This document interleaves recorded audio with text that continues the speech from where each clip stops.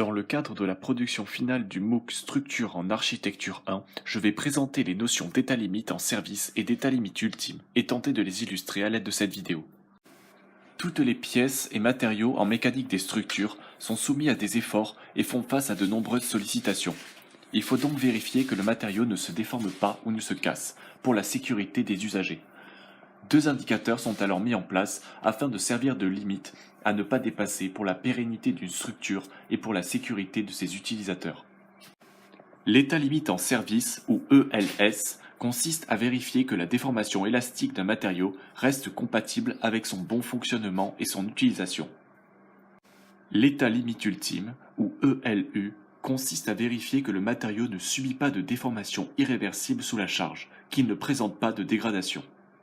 Si l'on augmente progressivement la charge supportée par un élément, il va passer par trois phases successives. La déformation élastique, c'est la déformation non permanente que subit un matériau sous un certain chargement. La pièce reprend sa forme initiale dès que cesse cette contrainte.